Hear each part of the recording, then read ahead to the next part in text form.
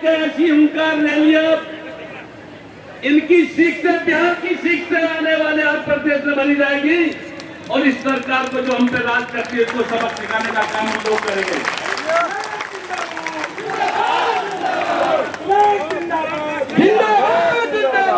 मेरे भाइयों, ऐसी पार्टियों का, ऐसे राजनीतिक दलों का क्यों साथ देते हो आप लोग जो आपकी आने वाली पीढ़ियों को खत्म करना चाहती है? राजनीतिक हिस्सेदारी में हिंदुस्तान में धरती पे उतारा के कुम्हार की हिस्सेदारी वे लोग खाएंगे 2.5% 3% कुम्हार बचता है हिंदुस्तान में। उस 2.5 से 3% से पूछ लेना कि हिंदुस्तान में कितने सांसद आते हैं प्रजापतियों के, आज तक एक खाता नहीं खुला। क्या हमारी को कितनी ऐसी को क्या हमारी माओ की कि हमारा हम पैदा नहीं कर पाए एक भी एमपी यहाँ पर, विधायक के नाम पर शून्य। अरे 2.5 से 3 करोड़ लोग हम बसते एक एक प्रदेश में, एक एक विधायक के लिए तरसते हम लोग, टिकट के लिए तरसते हैं। तो सोच बनाओ, हिंदुस्तान में अगर जीना है, अगर आपको मरना है, देखो देश धर्म और जाति 3 चीज होती है मेरे भाइयों। कुछ लोग देश के लिए मर जाते हैं, कोई लोग धर्म के लिए। हम लोग सारे एक दिन अगर अपनी जाति के लिए मर जाएंगे तो एक नाम पैदा करके जाएंगे मेरे भाइयों।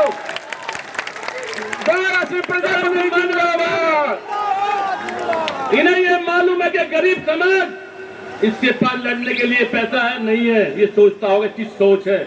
मगर हम वोट के नाम पर इकट्ठा होने वाले लोग, वोट के नाम पर इकट्ठा होने वाले लोग जो फ्री में आपको बनाते हैं एमपी और एमएलए, आज हम लोग सब जाग चुके और जागना होगा मेरे भाइयों आपको। अगर नहीं जागे तो हमारे जैसे लोग, इनके जैसे लोग, पूरे जितने भी नौजवान हैं, सालों की आने वाली पीढ़ियां खत्म करने वाले ये राजनीतिक लोग हैं, ये नहीं चाहते कि हमारे में कोई राजनीतिक विधायक एमपी पैदा हो। इसको अगर सबक सिखाना है आपको तो आपको जागना होगा। क्या बिगड़ जाएगा आपका ये बताइए? जिसको 70 सालों में आपने सब कुछ दिया, वो एक विधायक के लिए आपसे भीख मंगवाने का काम, भीख मांगने का काम हम लोग करते हैं इनके सामने, और वे हमें बेचारा बताते हैं। बेचारा हम वो बेचारे नहीं है, उन्हें बता देना चाहता हूं तुम्हें मैं, मेरे भाइयों जितने भी तुम सुन रहे हो, अभी अभी मुजफ्फरनगर जिला है, मेरठ के पास मुजफ्फरनगर जिला है। ये लोग कहते थे कि एमपी कैसे लड़ पाएंगे लोग, कहां लड़ पाएगा एक कुमार का बेटा। आप जाकर देख लेना, मुजफ्फरनगर में 2 बार का मंत्री, बीजेपी सरकार का मंत्री, और 15 दिन में हरा के आए हम लोग। 1.5 लाख वोट मिला इकट्ठा।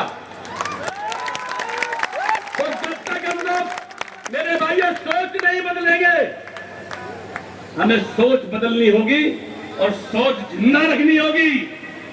जिनकी सोच जिंदा होती है वे छीन लेते हैं उन लोगों का, अपने की तो रखवाल करते ही करते हैं, पड़ोसी का भी छीन लेते हैं। वो छीन रहे हैं हम लोगों की हिस्सेदारी मेरे भाइयों।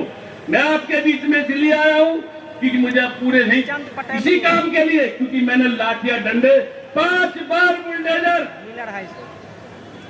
चुनाव के बाद से देखी सरकार को कैसी घिनौनी हरकत करती है मेरे साथ में, कि 99% वोट देने वाला प्रजापति के बेटे पे 5 बार बुलडोजर चलाने का काम किया। मगर मैंने उन्हें ये बता दिया, तुम 20 बार भी चलाओगे बुलडोजर, मैं उस मिट्टी का बना हुआ हूं। प्रजापति समाज बना के तुम्हारे जैसे घरों में पुजवा देते हैं। हम तुम्हारे घरों में मिट्टी की मूर्ति बना के पुजवा देते हैं। जिस दिन जाग गया प्रजापति समाज, जागना शुरू हुआ। अभी एक सीट हराई है हिंदुस्तान में, जिस दिन मेरे ऐसे ऐसे भाई ये सब लोग खड़े हो जाएंगे, इनके घरों में इन्हें बांट देंगे, अपनी हिस्सेदारी छीन के लेकर आएंगे। तो मेरे भाइयों, मैं तुम्हारे बीच में आया हूं, आज आपको सोच बनानी है, सोच भी जिंदा सोच। जो लोग जिंदा होते हैं वो मरने के बाद भी जिंदा रहते हैं, और मुर्दों लोगों की कहानी कोई होती नहीं है।